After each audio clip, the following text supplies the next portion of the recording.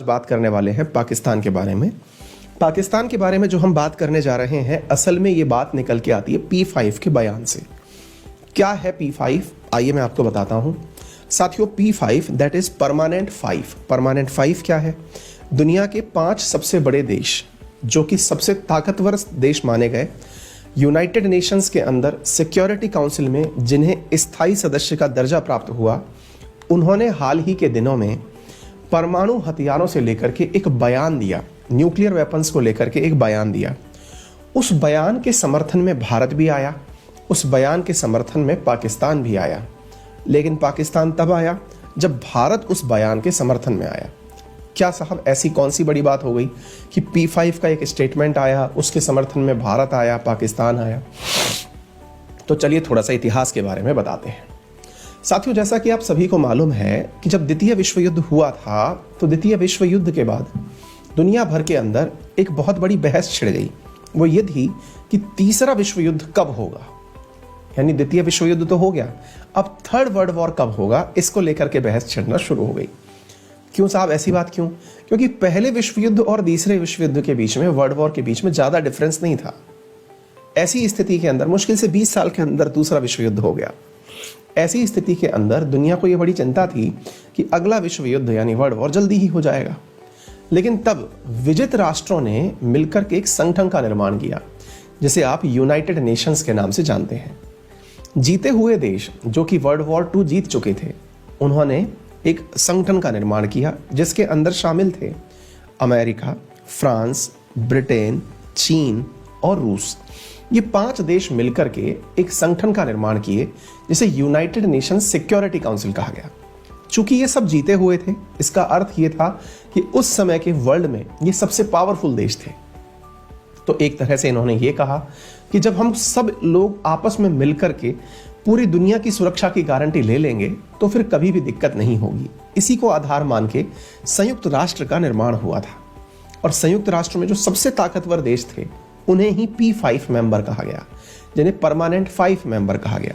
आज इन देशों की हैसियत इतनी है कि यदि दुनिया का कोई भी देश ऐसी कोई भी व्यवस्था करता है जो कि अशांति फैलाए या वर्ल्ड वॉर की तरफ ले जाए, तो ये सब 5 लोग आम सहमति से उस देश के ऊपर अटैक कर सकते हैं।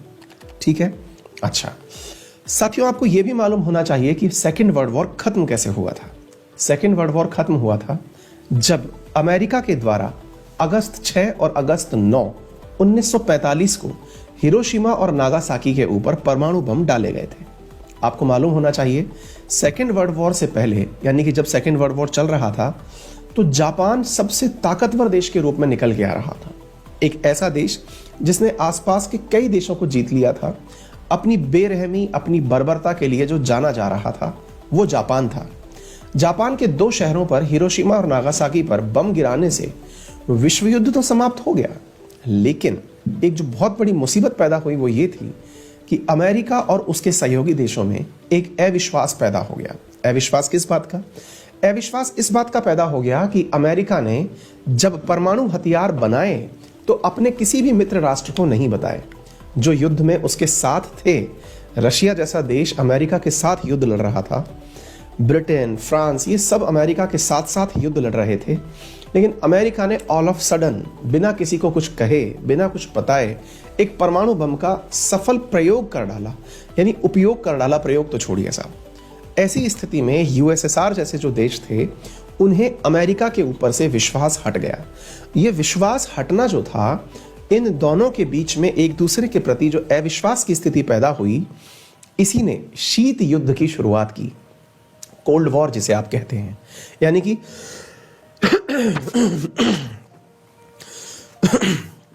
USSR और अमेरिका एक दूसरे के उस दिन से दुश्मन बने। आप सोचिए कि आप 2 देश हैं, दोनों एक साथ एक युद्ध में शामिल हुए, दोनों एक दूसरे के मित्र बन के शामिल हुए, लेकिन एक दूसरे पर अविश्वास इसलिए पैदा हो गया कि हमें बिना बताए आपने बम बना लिया और हमारे साथ धोखा कर दिया। तो साथियों, ऐसी स्थिति में 1945 के बाद से भले ही यूनाइटेड नेशंस का निर्माण तो हो गया हो, लेकिन एक बहुत बड़ी मुसीबत आ गई, और वो ये थी कि इन सभी देशों के बीच में हथियार बनाने की होड़ शुरू हो गई। एक ऐसी रेस शुरू हुई जिसमें हर देश अपना परमाणु हथियार बनाने निकल पड़ा। परमाणु हथियार जहां केवल पहले अमेरिका के पास हुआ करता था, आज की स्थिति अगर हम देखें तो रशिया सबसे आगे है परमाणु हथियार रखने में। ये जो साथी मित्र राष्ट्र थे, इन सब ने परमाणु हथियार अपने यहाँ डेवलप किए।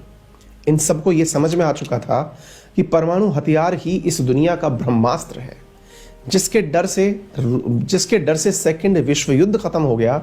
अगर आपके पास में परमाणु बम होगा तो सामने वाला आपसे युद्ध नहीं लड़ेगा। यह विचार इनके लोगों के मन में आना शुरू हुआ।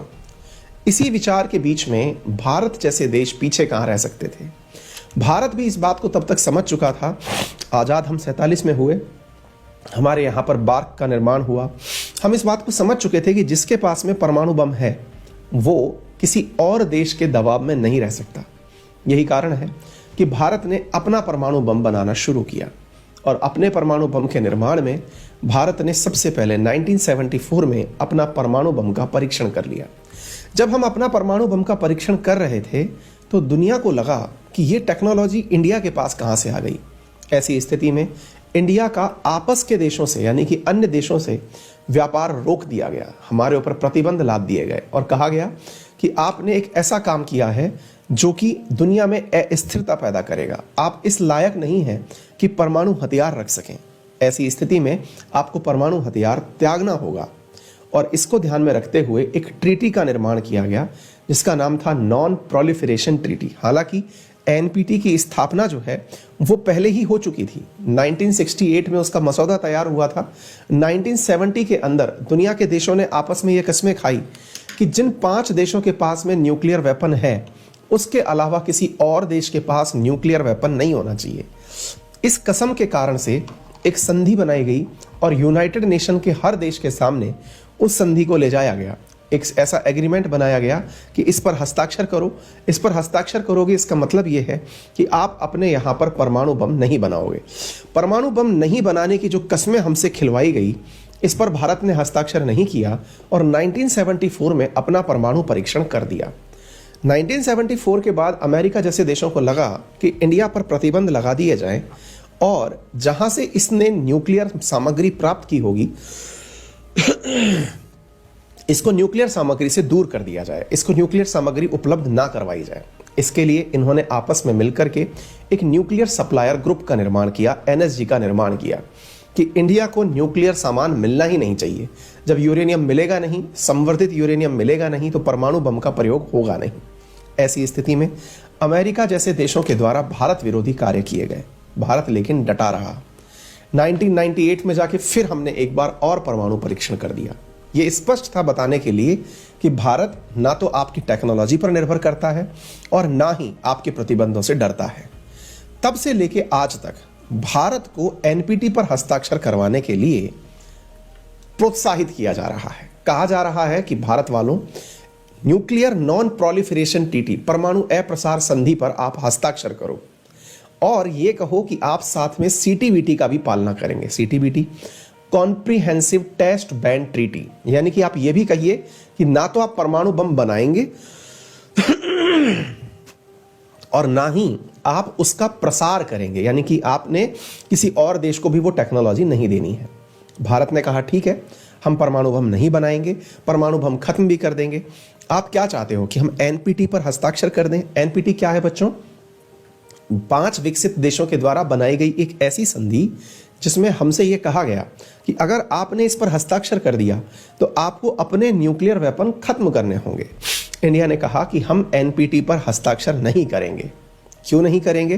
क्योंकि आप हमसे ये अधिकार छीनना चाहते हो कि हम न्यूक्लियर वेपन बनाएं। अगर आप वाकई में चाहते हो कि दुनिया के लिए न्यूक्लियर वेपन खराब चीज है तो अपने यहां वाले भी न्यूक्लियर वेपन खत्म करो। और ऐसा कहते हुए भारत ने न्यूक्लियर वेपन को बनाने वाली जो संधि थी एनपीटी, उस पर हस्ताक्षर करने से इनकार कर दिया। आज वर्तमान में 187 देश, 187 देश ऐसे हैं जो एनपीटी पर हस्ताक्षर कर चुके हैं। लेकिन भारत ने इस पर जब मना किया तो भारत की होड़ा होड़, जैसा पापा करेंगे वैसा बेटा करेगा, तो बेटे ने भी इस पर हस्ताक्षर करने से मना कर दिया। पाकिस्तान ने कहा कि जी नहीं, हम भी इस पर हस्ताक्षर नहीं करेंगे क्योंकि भारत ने हस्ताक्षर नहीं किए। ऐसी स्थिति में पाकिस्तान भी भारत के साथ साथ न्यूक्लियर वेपन बनाने निकल पड़ा। एक और नादान परिंदा था जो कि दुनिया के अंदर अपने डर को फैला रहा था, जिसका नाम था नॉर्थ कोरिया। नॉर्थ कोरिया ने कहा कि वो भी न्यूक्लियर वेपन बनाना जारी रखेगा और एनपीटी पर हस्ताक्षर नहीं करेगा। शुरुआत में उसने हस्ताक्षर कर दिए थे, लेकिन बाद में उसने मना कर दिया कि नहीं, हम इससे बाहर निकल रहे हैं। कारण यह है, हमें परमाणु बम बनाना है। एक्सटेंडेड अमेरिका कहा जाने वाला देश, जिसे आप जानते हैं इजराइल के नाम से, इजराइल ने कहा कि मैं भी न्यूक्लियर वेपन बनाना जारी रखूंगा। ऐसी स्थिति में भारत के साथ साथ 4 ऐसे देश खड़े हो गए जिनके पास न्यूक्लियर वेपन था। एक था भारत, एक था पाकिस्तान, नॉर्थ कोरिया और इजराइल। ये 4 ऐसे बड़े देश थे जिन्होंने एनपीटी पर हस्ताक्षर नहीं किए। इसी बीच में एक अफ्रीकी देश था जिसका नाम था साउथ सूडान। उसने कहा मैं भी साइन नहीं करूंगा। उसने सोचा कि साइन ना करना इज्जत की बात है। उसको लगा कि ये लोग मना कर रहे हैं क्योंकि इनको अलग से दिखना है। बस वो ये भूल गया कि जो लोग मना कर रहे हैं उनके पास तो परमाणु हथियार हैं। साउथ सूडान साथ में वैसे ही हो लिया कि नहीं नहीं, मैं भी नहीं हस्ताक्षर करूंगा, क्योंकि क्या पता भविष्य में मुझे बनाना पड़ जाए। हालांकि उसके यहाँ पर खाने की भी दिक्कतें हैं, लेकिन फिर भी उसने भी हस्ताक्षर से इनकार कर दिया। एनपीटी पर वर्तमान में 5 देश साइन नहीं किए हुए हैं, बड़े देशों में। आज क्यों पढ़ रहे हैं हम इस बात को? हाल ही में यूनाइटेड नेशन ने जब से परमाणु हथियारों की बातचीत शुरू हुई है, तब से लेके आज तक पहली बार एक ऐसा स्टेटमेंट दिया जो दुनिया को यह समझाने के लिए पर्याप्त था कि यूनाइटेड नेशन खुद चाहता है कि परमाणु हथियार होने चाहिए। अब आप पूछेंगे सब लोगों के लिए? नहीं नहीं नहीं, जिनके पास है उनके पास बने रहें, जिनके पास नहीं है उन तक वो ना पहुंचे। ध्यान से देखिए क्या न्यूज़ है, इसको थोड़ा समझने का कोशिश करते हैं। यूनाइटेड नेशंस के जो परमानेंट 5 देश हैं जिन्हें आप P5 कंट्री कहते हैं, उन्होंने 3 जनवरी 2022 को एक मैसेज जारी किया, joint statement of the leaders of the 5 nuclear weapon state. देखिए आज भी यूनाइटेड नेशन 5 ही देशों को मानता है कि इनके पास न्यूक्लियर वेपन है। On preventing nuclear war and avoiding arm race. इसका मतलब क्या हुआ?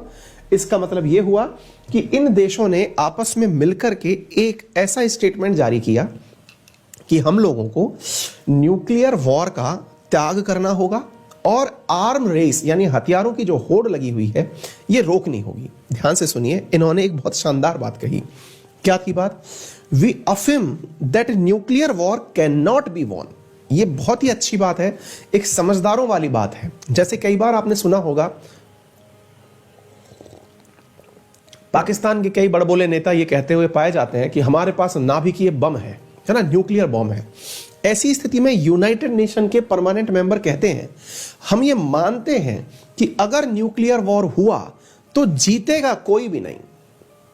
क्यों नहीं जीतेगा?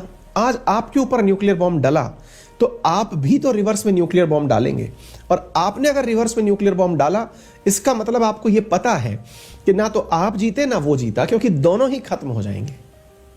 क्लियर? ये बहुत बड़ी बात है, ये स्वीकार करना कि कोई भी इस युद्ध को नहीं जीतेगा। ये आज शायद आपको ये बात समझ में ना आए, लेकिन जब हथियार बनाने की होड़ मची थी ना, तो इसीलिए थी कि हम विजेता रहेंगे। आज अमेरिका नॉर्थ कोरिया के सामने बेबस क्यों है? अभी रिसेंटली बाइडेन ने नॉर्थ कोरिया पर फिर से सैंक्शन लगा दिए। बेबस क्यों है? क्योंकि उसको पता है कि नॉर्थ कोरिया पर वो अटैक नहीं कर सकता। आज अमेरिका ने इतने देशों पर अटैक कर लिए, गल्फ को मतलब गल्फ के कई देश तबाह कर दिए, अफगानिस्तान तबाह कर दिया, वियतनाम तबाह कर दिया। नॉर्थ कोरिया के ऊपर एक भी पटाखा भी नहीं छोड़ पाया, कारण न्यूक्लियर वेपन है उसके पास। तो ऐसी स्थिति में इन्होंने खुद ने स्वीकार किया कि कोई भी नहीं जीत पाएगा and must never be fought, और कोई युद्ध लड़ भी नहीं पाएगा। As nuclear use would have far-reaching consequences, we also affirm that nuclear weapon, for long as they continue to exist, should serve defensive purposes, deter aggression and preventive war. तो फिर हम लोग न्यूक्लियर वेपन रखें क्यों? इसलिए रखें क्योंकि nuclear weapon की वजह से युद्ध नहीं होंगे। देखिए कितनी मतलब फर्स्ट टाइम समझदारों वाली बात यूनाइटेड नेशंस के इन 5 देशों ने करी। इन्होंने कहा कि हमको यह पता है कि जब कोई युद्ध जीत नहीं सकता तो फिर हम न्यूक्लियर वेपन क्यों रखें? इसलिए रखें कि सामने वाले देश को भी पता हो कि वो नहीं जीत सकता। इसलिए न्यूक्लियर वेपन रखना है ताकि उस पर कोई हमला ना करे। आज मान लीजिए चीन को यह गलतफहमी हो जाए कि वो इंडिया से जीत दर्ज कर सकता है, तो इंडिया से जीत दर्ज करने का उसका दिमाग में ख्याल इसलिए नहीं आना चाहिए क्योंकि India also a nuclear weapon state. ऐसी स्थिति में कोई भी उसकी गुस्ताखी चीन को भी बराबर नुकसान पहुंचा के मानेगी। इसका मतलब इंडिया को न्यूक्लियर वेपन इसलिए रखना चाहिए क्योंकि चीन के पास न्यूक्लियर वेपन है, तो उससे सुरक्षा करने के लिए इंडिया के पास भी न्यूक्लियर वेपन होना चाहिए ताकि आपस में युद्ध ना हो। आई बात समझ में? लेकिन फिर भी इन लोगों ने यह नहीं कहा कि हम और देशों के पास न्यूक्लियर वेपन को अलाउ करते हैं। बस इन्होंने यह कहा हम ये मानते हैं कि न्यूक्लियर वेपन सुरक्षा के लिए है ताकि कोई और हम पर अटैक ना करे। क्लियर हो गया? भारत ने यह बयान सुना और भारत ने बाकायदा इस बयान का स्वागत किया। इंडिया ने कहा यही तो हम कह रहे थे कि हमने न्यूक्लियर वेपन किसी पर हमला करने के लिए नहीं बनाया, हमने न्यूक्लियर वेपन अपनी सुरक्षा में बनाया है। यही कारण है कि भारत की तरफ से जो भारत के विदेश मंत्रालय के प्रवक्ता हैं, इन्होंने कहा कि हम उस जॉइंट स्टेटमेंट का स्वागत करते हैं जो कि 5 वर्ल्ड पावर्स के द्वारा दिया गया है कि न्यूक्लियर वेपन्स नहीं होने, मतलब न्यूक्लियर वेपन्स क्यों होने चाहिए। ठीक है, हम तो खुद मानते हैं कि कोई नहीं जीतेगा, हम तो बहुत पहले से जानते हैं इस बात को, लेकिन अपनी सुरक्षा में बनाए थे क्योंकि हमारे पास में जो देश रहता है उसके पास न्यूक्लियर वेपन है। ठीक है, भारत ने यह बात कब कही? 7 जनवरी को। आप तारीख देख सकते हैं, भारत के द्वारा कही गई ये जो बात है, ये 7 जनवरी को कही गई बात है। 7 जनवरी को कही गई बात के ऊपर पाकिस्तान थोड़ा लेट से समझता है। देखिए 3 जनवरी को तो संयुक्त बयान आया, 7 जनवरी को भारत का बयान आया। भारत का बयान जब आ गया तो उसके बाद पाकिस्तान के विदेश मंत्रालय ने अपने द्वारा स्टेटमेंट दिया 13 जनवरी को। इसमें इन्होंने weekly press briefing the ministry of foreign affairs के माध्यम से और कहा, क्या कहा? ये इनके स्पोक पर्सन्स हैं पाकिस्तान वाले। इन्होंने कहा ध्यान से सुनिएगा, जो भारत कहेगा, देखिए न्यूक्लियर वेपन पे पाकिस्तान का खुद का कोई स्टैंड नहीं है, वो भारत को कॉपी पेस्ट मारता है। The Pakistan government has welcomed a joint statement by the P5 on preventing nuclear war as a positive development. The country's foreign minister spokesperson say a week after regional rival India issue a similar statement।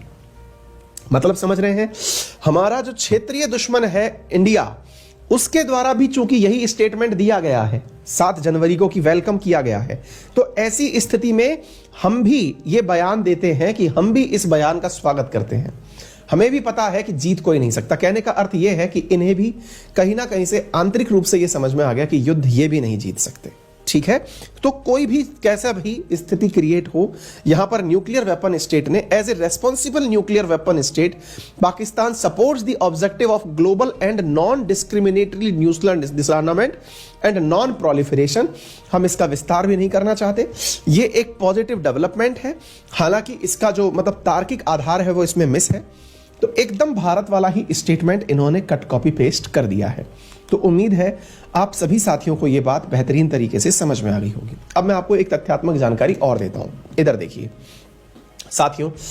Nuclear power की अगर हम बात बताएं तो दुनिया के अंदर 32 ऐसे देश हैं जिनके पास में न्यूक्लियर एनर्जी, एटॉमिक एनर्जी, जैसे रिएक्टर्स, परमाणु रिएक्टर्स हमने लगा रखे हैं ना, ऐसे 32 देश हैं जिनके पास में न्यूक्लियर एनर्जी पैदा करने की क्षमता है। ये सारे के सारे देशों की फोटो और नाम लिखे हुए हैं। इसके अलावा 9 ऐसे न्यूक्लियर वेपन देश हैं जिनके पास 9 हैव न्यूक्लियर वेपन, यानी कि जिनके पास, देखिए न्यूक्लियर रिएक्टर वाले कितने देश हो गए? 32 देश हो गए। 32 देशों के बाद में 9 देश ऐसे हैं जिनके पास न्यूक्लियर वेपन है, यानी कि नाभिकीय हथियार है।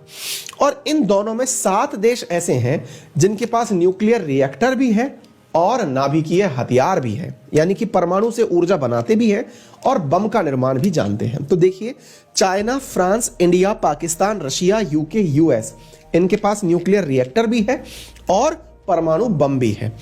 इजराइल और नॉर्थ कोरिया ऐसे देश हैं जिनके पास में न्यूक्लियर रिएक्टर तो नहीं है लेकिन न्यूक्लियर बॉम्ब है। तो कुल मिलाकर के 7 देश ऐसे हैं जिनके पास में दोनों चीजें उपस्थित हैं। 9 देश ऐसे हैं जिनके पास में न्यूक्लियर वेपन है और 32 कंट्री ऐसे हैं जिनके पास में न्यूक्लियर रिएक्टर है। तो उम्मीद है आपको ये वेन डायग्राम समझ में आ गया होगा। क्लियर? समझ में आ गया? ये सारी जानकारी हमने आपको बता दी है। जो भी बातें मैंने बताई आपको वो समझ में आ जानी चाहिए। अब सवाल बनता है कि किसके पास कितने परमाणु हथियार हैं। जैसे चीन के पास 350, फ्रांस के पास 290, ब्रिटेन के पास 225, पाकिस्तान के पास 165, भारत के पास 156, इजराइल के पास 90, नॉर्थ कोरिया के पास 40 से 50, रूस के पास सबसे ज्यादा परमाणु हथियार हैं। लगभग 6,500 जो है परमाणु हथियार रूस के पास हैं। तो उम्मीद है आप सभी साथियों को यह बात समझ में अच्छे से आ गई होगी। क्लियर है? तो परमाणु हथियारों के ऊपर ये आपको टिप्पणी समझ में